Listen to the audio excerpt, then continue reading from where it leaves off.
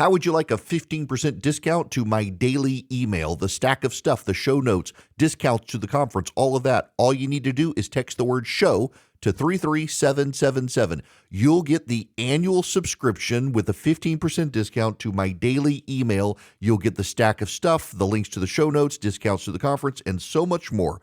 All you have to do is text the word show, SHOW, to 33777. Text show to 33777.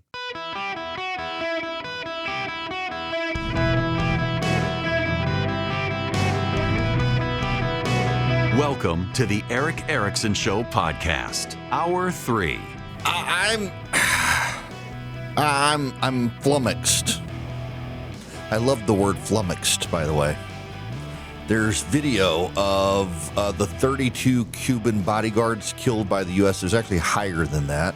But their remains are returning to Cuba this morning, and they're in little boxes. I didn't know they were midget security guards. They're these tiny. I mean, each one is being held by one guy. I mean, I guess they're communists. They don't believe in God or an afterlife. So I guess they cremated the remains. It's just kind of weird. You're not seeing coffins of these people. It's just these little boxes with mini Cuban flags on top of them. So either they got cremated or they were midgets, and the pygmy security guards of Maduro. I don't know. All right, we gotta move on here, and we gotta talk a little bit about the Democrats. Tim Walz is now, having upped the rhetoric last night, is now saying he wants to tone things down. He invited students. By the way, you should know that the teachers union in Minneapolis, St. Paul, in St. Paul, they released a statement. Let me read you the statement. I think it's St. Paul Federation of Educators. In 1946, our predecessors went on the first organized teacher strike in U.S. history. They went on strike for toilet paper and books, two pressing needs at the time. Their strike was illegal. Their decision was not made lightly, and educators did what was necessary to meet the needs of their students. 80 years later, we find ourselves at a moment in time, yet again, that demands we stand in our values to protect the lives of our students and their families. Our union has never backed down from challenging and difficult choices. The importance of all of us standing together in community to show our families and our nation that we will hold the line for what is right cannot be understated. We are at a time where people must choose what side they are on. And just like in 1946, St. Paul Federation of Educators chooses to be on the side of our students and our St. Paul community. Yesterday, your executive board agreed to support a day of action that calls for no work, no school, and no shopping on January 23rd. Yesterday, Friday, January 23rd, so a week from tomorrow. The three demands are: ICE must leave Minnesota now. The officer who killed Renee Good must be held legally accountable. No additional federal funding for ICE in the upcoming budget. We're asking each member to decide for themselves how they will answer the call to this day of action and to this moment at large. Solidarity isn't just a noun. It is the most sacred value we hold in action we can take as a union. The time is now. By the way, kids are being encouraged to skip school in Minneapolis, and the governor, Tim Walz, met them at the State House for protesting, and promptly a fight between the students broke out. Genius. Do they really believe that the president is going to get ICE out of Minnesota, have the officer prosecuted, or defund ICE? That's not going to happen. Good luck to these people. What we have here now is the progressives have decided to up the ante for the 2026 election. That's what's happening. I want to read you a tweet. This is from the Politico's Jonathan Martin, and he is actually citing David Plouffe. David Plouffe was the campaign manager for Barack Obama and a senior advisor for Kamala Harris. This is David Plouffe. Here's the quote. Right now, Democrats have no credible path to sustained control of the Senate and the White House. After the adjustments to the Electoral College map that look likely to come with the next census, the Democratic presidential nominee could win all states won by Kamala Harris, plus the big wall of Michigan, Pennsylvania, and Wisconsin, and still fall short of 270 electoral votes. An already unforgiving map gets more so, equally so in the Senate. This is from Pluff's op-ed in the New York Times today. In election after election last year, Democrats had big wins everywhere. Voters who swung hard to President Trump swung hard back. These moments are increasingly rare. Trust me, it may be discordant then to believe the party is still in crisis. It's much easier to hope that the storm has passed, that the deep unpopularity of Mr. Trump and the MAGA movement and the mess they are creating will be enough to right the ship. I certainly wish it were so, but to win races in politically unforgiving, even hostile territory will require the party to overhaul its broken brand and stale agenda by elevating new faces and new leaders who promise to chart a course enough voters believe in. Why? Because to have any hope of fixing the root problems that plague our democracy and our economy, Democrats need a majority that lasts, like the New Deal coalition. At least 3, maybe more Supreme Court justices could retire over the coming decade. Without sustained Democratic political power and control during that period, a conservative 8-1 court is not out of question. That possibility should focus the mind. Right now, Democrats have no credible path to sustain control of the Senate or the House of Representatives, or the Senate, or White House, rather. I've helped lead 3 of the past 5 Democratic presidential campaigns. There were fewer voters available to her and therefore fewer paths to victory in 2024 than in previous elections, and that has to change. So what's he recommending? A fresh agenda, a plan to bring down costs, a plan to create jobs, and a plan for AI, and a plan for reform, and the need to hold leaders accountable. You know what he doesn't recommend, though, is stop being crazy. The Democratic plan for 2026 is very clear. Fight ICE and plan impeachment. Democratic members of the House of Representatives are already planning to impeach Kristi Noem and impeach Donald Trump and impeach Pete Hegseth. They're openly talking about it. You've already got what's his name? The weird dude with the crazy hair, looks like it's a toupee from Michigan, who's always filing impeachment, making other Democrats mad. He's already claiming that he is filing legislation to defund ICE.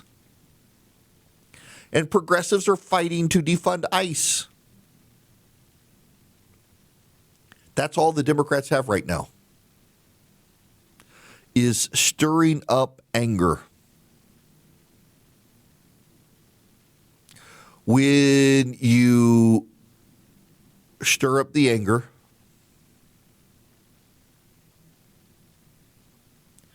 where you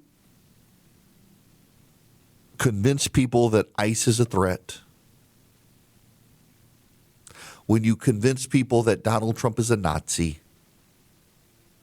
and that if you win, they'll be impeached, you still have a problem. Under the rules of the United States Constitution, you can't actually oust the president or Secretary Noem or anyone else without a 2/3 vote of the Senate. Do you really think the Republicans will do that? Short of an invasion of Greenland, I have a hard time believing it, and even then it would still be tough. But that's what the Democrats have. Their promises to their voters just continue to make their voters even more crazy. Help is on the way. It's like what Donald Trump is saying to the Iranian protesters is what the Democrats are saying to their base. We'll get in there. We'll defund ICE. They're openly right now encouraging defunding ICE. They're actually plotting right now a government shutdown that they say they're just going to keep the government shut down. They want to keep the government shut down so that ICE can't be funded to protect illegal alien gangbangers. That's where we are. That's not a strategy. That's a suicide for the party that can't even tell. It's playing Russian roulette with voters. The Democrats have convinced themselves they won the last shutdown fight. And actually what you saw as the shutdown went on is that more and more Americans were blaming the Democrats. It started off blaming Republicans. More and more Americans blamed the Democrats. And now they want to shut down the government over ICE funding. A majority of Americans are unhappy that the ICE agent shot and killed Renee Good, but as more comes out, and it does now, it's clear she hit him. It's clear she was there all day harassing them. It's clear that they did ask her to get out of her car. There were no mixed signals sent. She drove off. She hit the agent. She died. It's a tragedy. She was complicit in the tragedy. As more and more Americans learn that, their opinions start to shift. As ICE agents get assaulted and shot at, which is going to happen, it's already happened, it's going to happen more, the Democrats start to look more violent and unhinged. As it proceeds further, the Democrats will scream impeachment. And what happens when they win? Because, the data today does actually look like the Democrats are going to win the House of Representatives, but it's increasingly looking today, at least, that they're not actually going to be able to pick up the Senate. They may pick up North Carolina. They may lose Georgia. I will say to those of you in Georgia, though, Mike Collins is the front runner, but there are now so many ethical questions about Collins and his campaign team. John Ossoff beat David Perdue, making the entire campaign about ethics. He's already won on this playbook. He's going to eat Mike Collins alive on the ethics accusations that the House of Representatives is investigating Mike Collins, the front runner Republican in the U.S. Senate race in Georgia, because his campaign manager, chief of staff is kind of a nutter.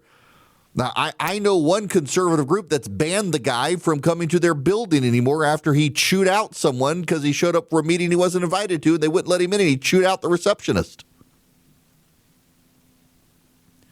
Mike Collins is going to be in trouble if he's the nominee, and never underestimate the ability of Georgia Republicans to blow themselves up. Look at what they did with Herschel Walker. I told every single person I knew, you get Herschel Walker into the general election, he's going to get eaten alive, and he did. But no, Donald Trump supported him. He must be the guy. I was warning it. I had people coming after me who I had thought were friends of mine who were like, you shut up.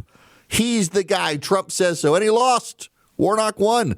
This is going to happen all over again with Mike Collins with these ethics accusations. We've seen how John Ossoff wins. The Republicans could totally throw away Georgia. They got an opportunity to pick it up as the Democrats look like they could pick up North Carolina. Susan Collins looks like she's going to win again in Maine. Those are the big seats right now. The Democrats are now vying for Alaska. They're trying to put seats on the board. But it looks like the Republicans can hold the Senate if the Georgia Republicans don't screw things up like they usually do. Never underestimate the ability of Georgia Republicans to screw things up these days. However, I have a hard time thinking the Democrats, by the time they get to November, if they are so whipped into a frenzy over hating Trump, wanting to kill ICE agents, and saying their whole agenda is impeachment when it's not going to pass the Senate, I don't know that that's going to be deeply persuasive. I just don't know that the Democrats' message is going to be, you've got David Plouffe in the New York Times today essentially saying, we don't have a real path to victory. We got to talk about prices. We got to talk about cost of living. We got to talk about reform. We got to talk about accountability. And that's not what Democrats want to talk about right now. They want to talk about ICE. They want to talk about transgenderism. And you ask them if a man can get pregnant, they don't want to answer the question. Charlie's pointing out to me, John Tester was able to keep winning re-election in Montana over and over and over again, despite being progressive, because the Republicans in Montana kept running crazy after him. They kept running crazy, and all he had to do was say, look, I may be progressive, but I'm not nuts. Look at the other side.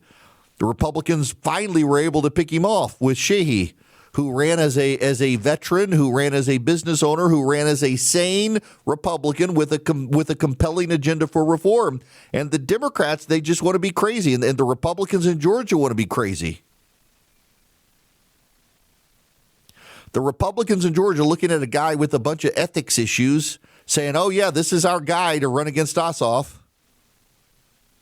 You got the Democrat, you got the Republicans in North Carolina right now. They can't figure out a competent candidate to run against the Cooper, the former Democratic governor who won the state repeatedly statewide. But elsewhere, what do Democrats have? Let's kill ICE agents and impeach Donald Trump. That's the message from the Democrats right now is let's kill ICE agents and impeach Donald Trump. That's their agenda for 2026, and I don't think the American public is going to go along with it. Welcome back. Have you heard of Zeo pronouns and neo pronouns? This is the far left National Education Association has just held an advancing LGBTQ plus justice event. Did at the beginning of December. And documents have now come out where the National Education Association is educating teachers to embrace neo-pronouns and zeo-pronouns. Neo-pronouns are new pronouns such as z, zim, and zer. Zeo-pronouns are conceptual identities: cat, cats, cat self; dog, dogs, dog self. Not only that, the National Education Association says that we should refer to, quote, what we know as the United States of America, or what we now call the United States of America, instead of referring to it as America or the United States of America, to recognize that it was once something else held by other people before conquest. And also, homosexual is out because it sounds clinical and dog whistly. So we need to talk about the gays, the queers, and the LGBTQIA plus community. Notice how they just keep adding. They might as well just add all the letters and take out the plus. LGBTQIAATPPIA, something like that. This is our kids can't read, our kids can't write, and our kids can't add or subtract or multiply or divide.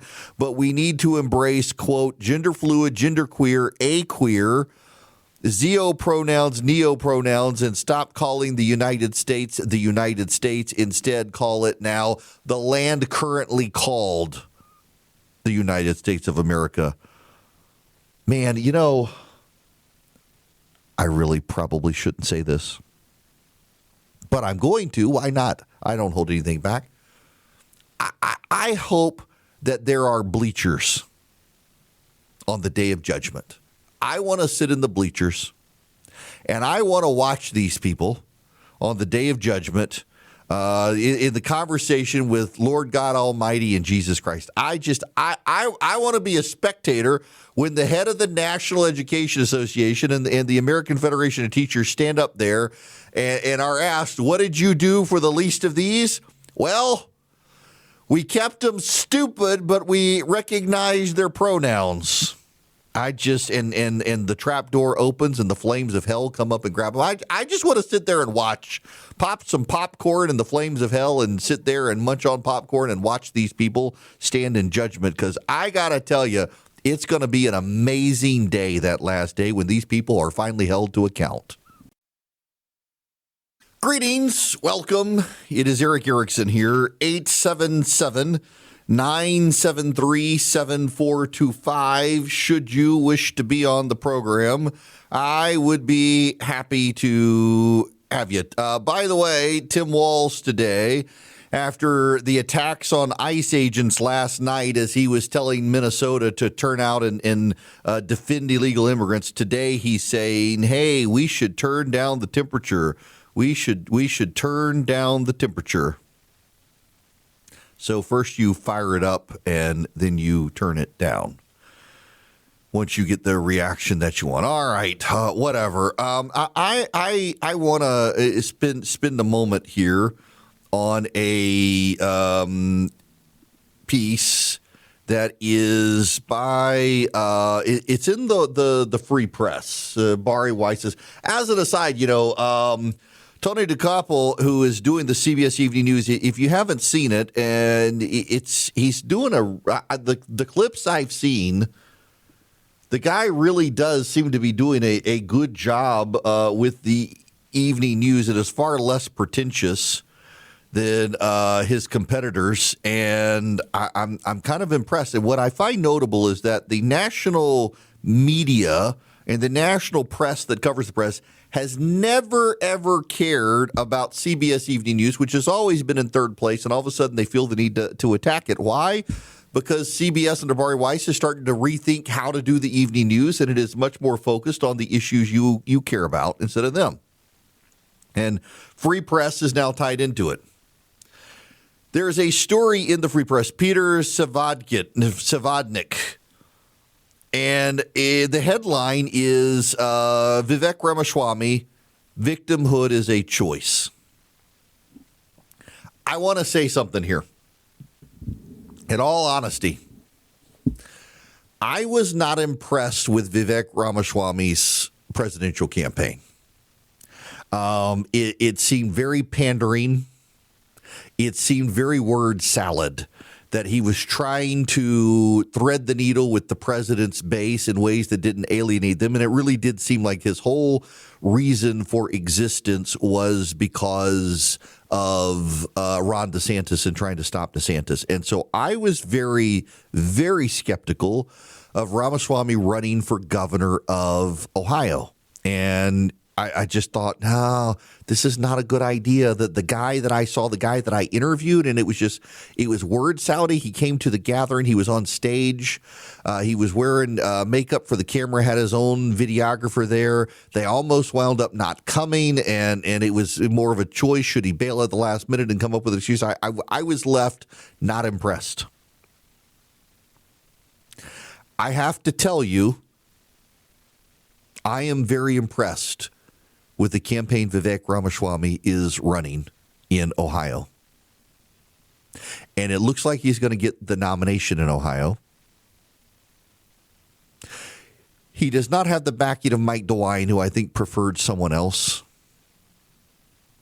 DeWine had a close relationship with the Democrat who probably is going to be Ramaswamy's competitor, Amy Acton.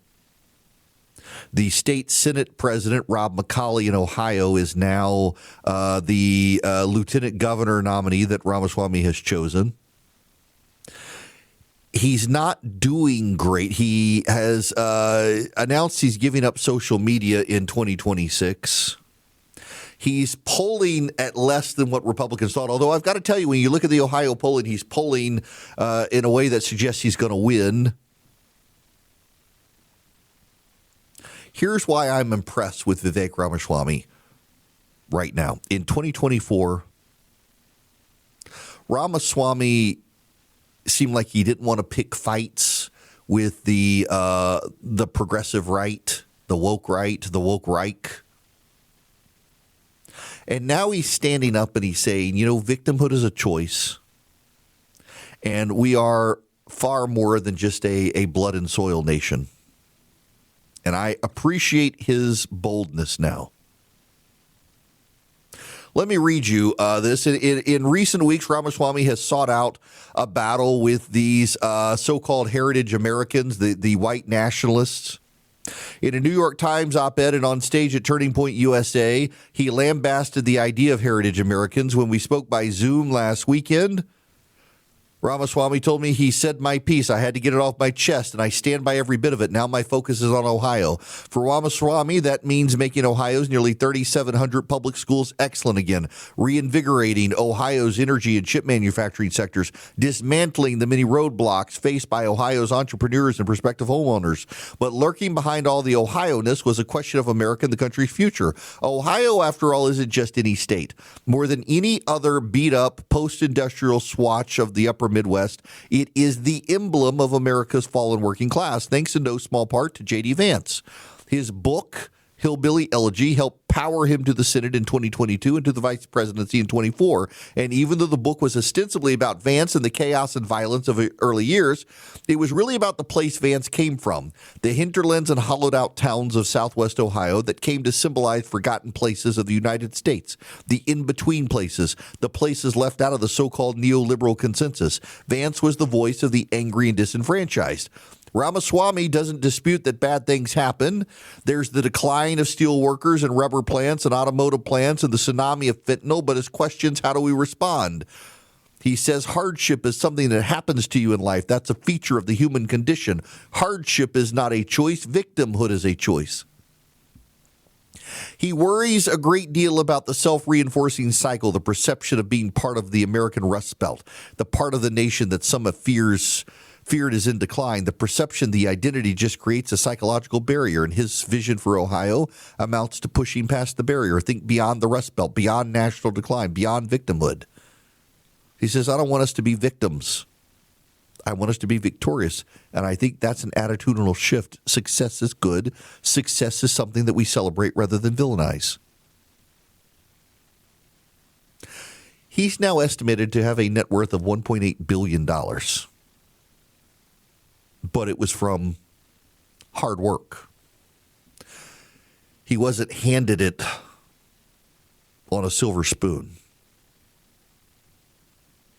He worked hard.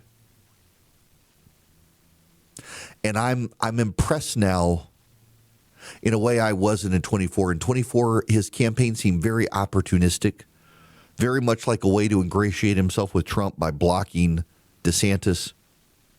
His speeches lacked substance. They did. You can't go back. In fact, in 2024, a number of reporter friends of mine on the right for conservative publications were in a group chat together just laughing about how he would use a lot of big words and flowery phrases and people would eat it up. And when you actually looked at the sentences, he wasn't saying much of anything. He's substantive now. He's got plans for Ohio, and one of those plans does involve dealing with the Rust Belt. And he's right. You go to the Rust Belt region, go to Youngstown, Ohio, and there are a lot of people who just expect that failure is in the cards. Why? Because the area is in decline. And decline, as Ramaswamy knows, is a choice. And he sees people who are trying to build a perpetual permanent victim class. And some of that is this heritage American stuff where other people are getting ahead. Non-white people are getting ahead. Immigrants to this country are getting ahead, and they're leaving the other people behind. They're leaving the other people behind because the other people don't want to get ahead. They have imbued and imbibed the idea that they're victims, so there's no reason to get ahead. And Ramaswamy is going down to southeast Ohio into the Rust Belt areas and saying, decline's a choice. Victimhood is a choice. You can choose to not be a victim. It doesn't mean things are suddenly going to get easier. Things are still going to be hard. But the nation, it's more than an idea, but it is also an idea. And the fundamental idea is that if you work hard enough in this country, you can get ahead. The idea that a heritage American is any more American than any other American is un-American at its core.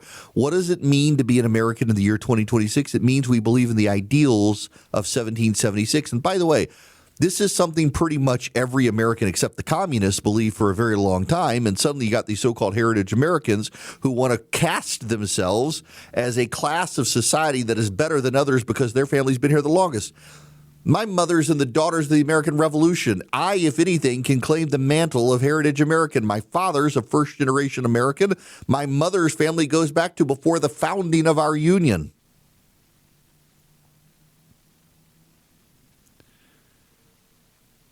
And there are a lot of people who think that we should be classed this way. Is it not weird? We do have these people now who want to be permanent victims, but in addition to wanting to be permanent victims, they also want a caste structure in this country.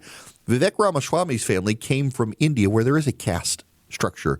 There is a class society. a class-based structure. Nikki Haley's family came from it. Bobby Jindal's family came from it. Vivek Ramaswamy's family came from it.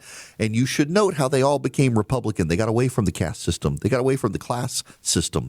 And they just want to be Americans, work hard and get ahead. That's kind of the American spirit. The American dream is you work hard, you get ahead. It doesn't mean you're going to be a billionaire. It doesn't even mean you're going to be a millionaire. But you should, in this country, be able to elevate yourself from the poor to the middle class to the upper middle class, or at least set your children up to go ahead of you into the future in a better circumstance. But a lot of people have decided, well, we can't get ahead because of the immigrants. We can't get ahead because of the Chinese. We can't get ahead because of free trade. We can't get ahead because of insert your preferred excuse. And it is excuse making. He deserves credit, Ramaswamy does, for becoming substantive and for being willing to go to Southeast Ohio and tell them, get your head in the game here. You're not victims. We call this the Rust Belt. Let's transform the Rust Belt into something. Let's not give up on it. Let's fix our schools. Let's get our kids in public schools who can't afford private schools, great educations. Let's teach them to read, to write. He's willing to say, you know what, look at Mississippi. Be humbled, Ohio, that Mississippi has higher literacy rates than Ohio does. We should figure out what they're doing and then beat them. The be-all, end-all of Ohio should not be the Ohio State. And by the way, Ramaswamy, side note, if you become governor, can you investigate why it is it's the Ohio State University? Can we not just have Ohio State University? Why must we say the? I don't get it. Please fix that. It should be Ohio State University, not the Ohio. It makes no sense. I don't understand it. And everyone I've talked to in Ohio, they just kind of laugh about it. And you're turning a good football program into something where we're laughing at it because of the. Let's fix that, sir, if you become governor, and get these people to stop thinking of themselves as victims. I've been impressed with Ramaswamy's growth as a candidate. And I feel compelled to say it, not just I saw this free press situation. I got to tell you, I was spectacularly unimpressed with him in 2024. He was just a word salad of platitudes. And there are a lot of shallow people who are like, oh, I love what he's saying. I have no idea what he means, but I love it. It sounds good. Now he's put substance to it, and he's willing to stand up, and he's picking the necessary fights on the right. He's willing to pick the necessary fights. And now I'm getting a text from Charlie that, as a matter of fact, Mike DeWine has endorsed. The Free Press needs to update this piece, I guess, that as of last week, Governor DeWine has issued the following statement endorsing Vivek Ramaswamy for governor, Rob Colley for lieutenant governor. With the election year upon us, I'm joining Republicans across Ohio in supporting the dynamic ticket led by Vivek Ramaswamy. Good for DeWine. Well, I'll send this to the guy at the Free Press. Make sure he updates the piece. A united ticket on the Ohio front. I was very skeptical of Ramaswamy.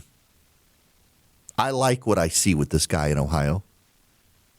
And this is a guy who has succeeded in capitalism in this country. We don't align on every issue. But he's put substance to his campaign instead of just running as Trump's guy. And he's willing to stand up and tell people victimhood is a choice. And America is a nation, yes. We're born here, we're Americans, but it's more than that. We're a nation of ideas, of ideals, and we shouldn't give up on that. And I appreciate that message. It's not getting a lot of attention out there, but this is good, and he's turned into a great candidate running for governor. Hello there. It is Eric Erickson here. Very, very glad to have you. There is pure chaos in South Bend, Indiana right now. Where is this clip? This is from last night. They had 11 inches of snow at Notre Dame. Snowfall rates of 2 inches per hour.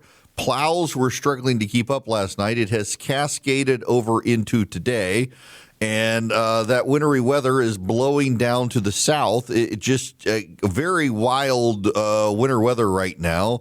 In Benton Harbor, Michigan, Wednesday night, the lake effect snow bands were so bad it looked like hurricane force winds with this lake effect snow coming off. Just insane, and it's headed south. It's headed south. Now, I want you to know something if you're in Florida. We've talked about Ohio. Let's talk about Florida. Mark Davis is a congressional candidate, and he posted a bombshell video that if you go to Nazis.us, it redirects to the Department of Homeland Security. And he claimed, of course, that somehow the Department of Homeland Security was doing this.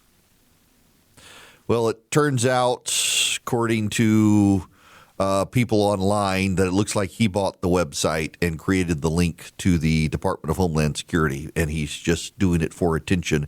You know, y'all got that weird guy down there, that fish guy. What is the fish guy in Florida? He was on Tucker Carlson. He's some sort of anti-Semite creepy dude, and we got some weird people who run for office in this country, and Tucker Carlson seems to platform many of them. Meanwhile, you got Candace Owens out there now claiming that Charlie Kirk was a time traveler. I'm not making that up. I got to tell you, I thought people were making that up. And I was like, this can't be. And I kept seeing people. Nope. I looked at it. Yep. This is her. This woman is nuts. This woman is nuts. And of course, the subtext here is that the Jews had to kill Charlie Kirk because he was a time traveler. This woman has lost her mind. I don't understand. Meanwhile, yes, James Fishback. Thank you to my kid. James Fishback, the fish guy. He's this nut job that's running for governor of Florida, been in legal trouble and stuff. He's being platformed by Tucker Carlson, trying to get people to throw their vote away for him. I don't understand it. Speaking of nut jobs, Kristen Sinema, the former senator from Arizona, she is being sued under a rarely used law. A woman is suing Kristen Sinema for causing marital collapse. Turns out Sinema struck up an affair with this woman's husband, who was Sinema's bodyguard. There are exchanges where she's trying to get the bodyguard to do Molly with her so she can work him through a psychedelic experience to heal his trauma.